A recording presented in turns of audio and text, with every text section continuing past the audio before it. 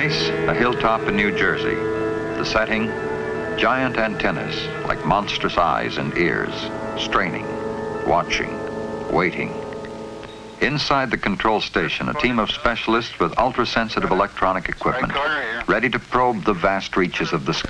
These men are waiting for the climax of a dramatic experiment they've been working on for many months in collaboration with the National Aeronautics and Space Administration, an experiment known by its code name as Project Echo.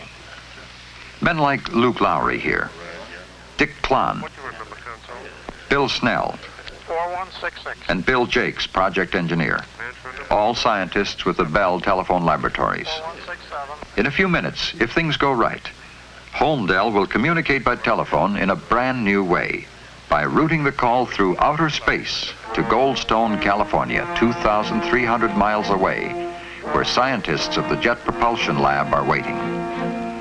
This call will be bounced off a man-made satellite. If it works, it will be the first time voice has traveled from the Earth up to a man-made moon and back to Earth again. This is the satellite, a huge empty balloon, here shown while still in its hangar. The inflated balloon is 10 stories high, made of a strong, new aluminized plastic. Strong, yet only half as thick as the cellophane around a package of cigarettes. Its aluminum coating gives it nearly 100% reflectivity. That balloon will soon be hurtling across the sky 1,000 miles high over North America. Yes, these men know why they are on this New Jersey hilltop. But others may wonder, even if it works, so what?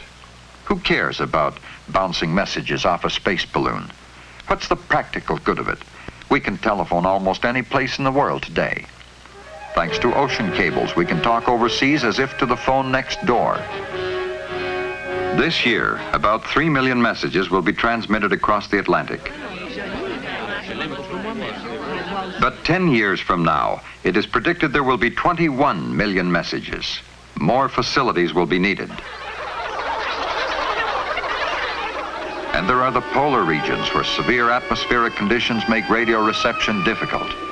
Here, particularly, the military need for alternate communication systems is great. Powerful microwave transmitters carry telephone calls over barren and open spaces. These systems will always serve us well. But today, as scientists look ahead, they foresee great gaps in our worldwide communications unless more and different systems can be devised. For instance, we would like to see live television programs, history in the making from all over the world. But TV broadcasting presents a special problem. One TV channel requires the space of almost 1,000 telephone circuits. This requirement is simply too expensive for present systems.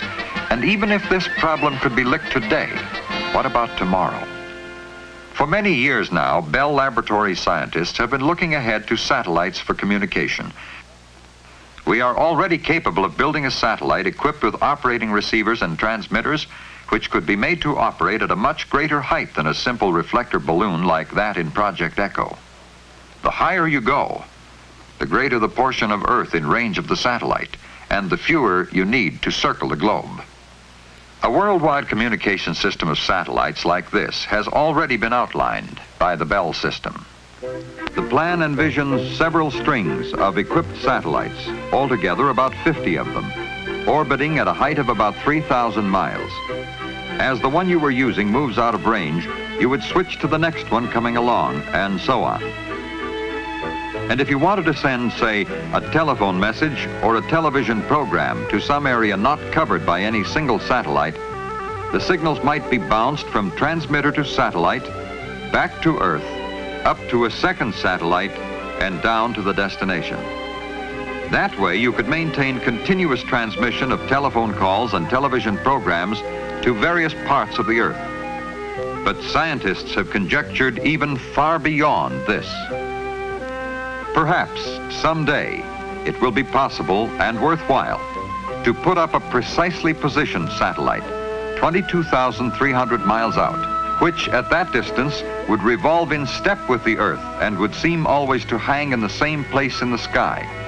If it became possible to put 3 such satellites in orbit, together they could cover the Earth. But this high-orbit, 22,000-mile system is at best far in the future.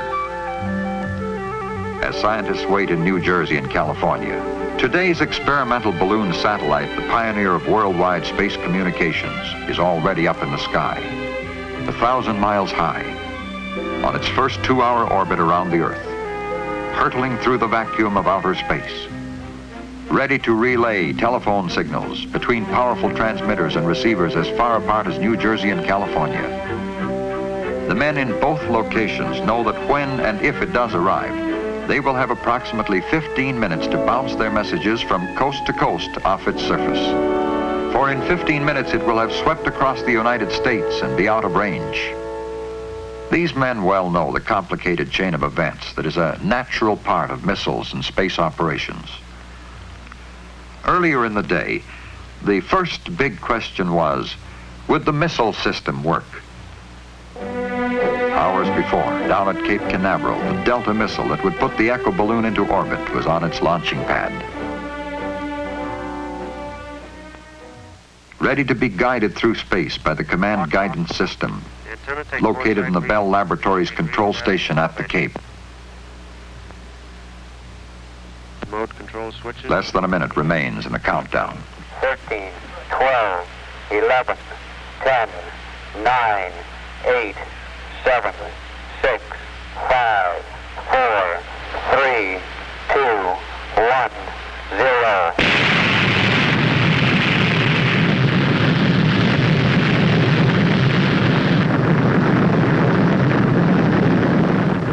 As the missile hurtles through space, the control center maintains communication with it, checks its position, and automatically sends any necessary steering orders to keep it on its predetermined path.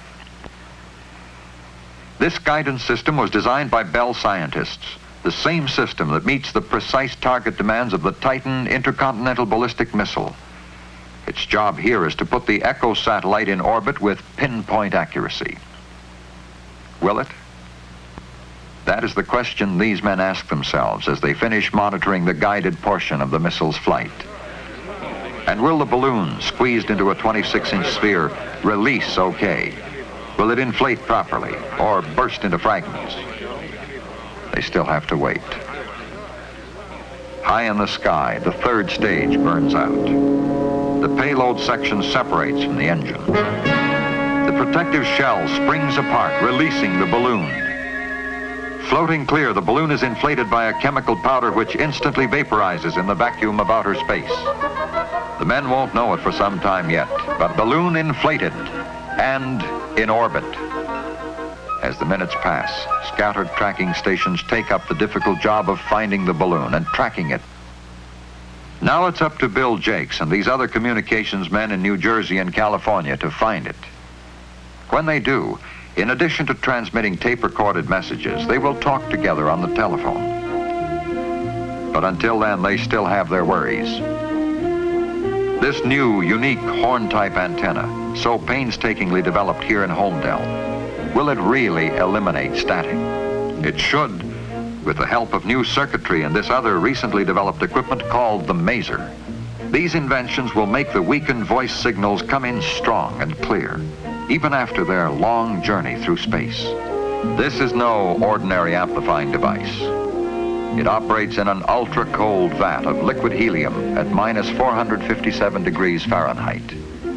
In this super cold world, the maser's ruby crystal helps keep the telephone conversation clear and easy to hear, which makes the maser one of the greatest new contributions to communications. At last, the sweating out period is about over. Holmdel is in constant touch with Goldstone by an open telephone line. The first actual transmission bounced off a man-made satellite will be from tape recordings. Goldstone has just reported they have picked up the balloon. A pinpoint in the sky, 100 feet wide, 1,000 miles out in space. Like trying to locate a golf ball a mile away.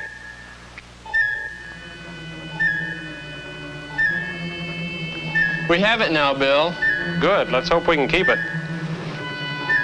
The signal looks good, Luke.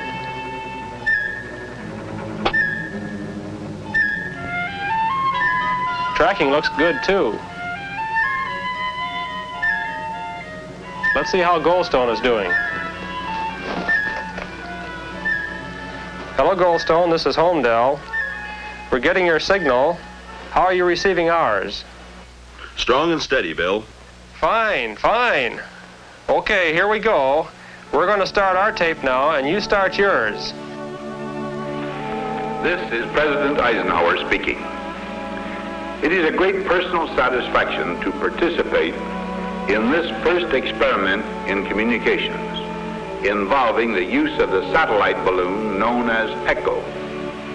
This is one more significant step in the United States program of space research and exploration. The program is being carried forward vigorously by the United States for peaceful purposes for the benefit of all mankind. The satellite balloon, which has reflected these words, may be used freely by any nation for similar experiments in its own interest. Information necessary to prepare for such participation was widely distributed some weeks ago.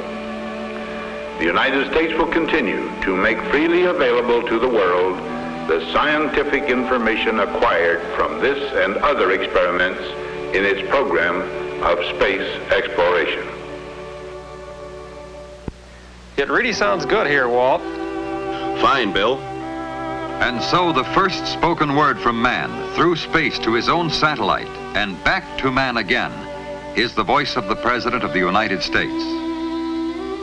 And as the satellite sweeps swiftly out of range, further transmission must wait for another passage. Now, sometime later, as the balloon again passes over America, the same scientists try the first telephone conversation ever bounced from a man-made satellite. You can fire up the transmitter. Right.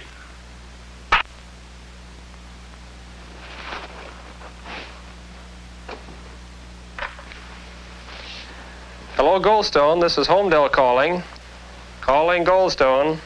How do you read me? Homedale, this is Goldstone. You're loud and clear, Bill. Oh, wonderful. Well, it looks like all the hard work was really worth it. A new, bold stride on a long road has been taken.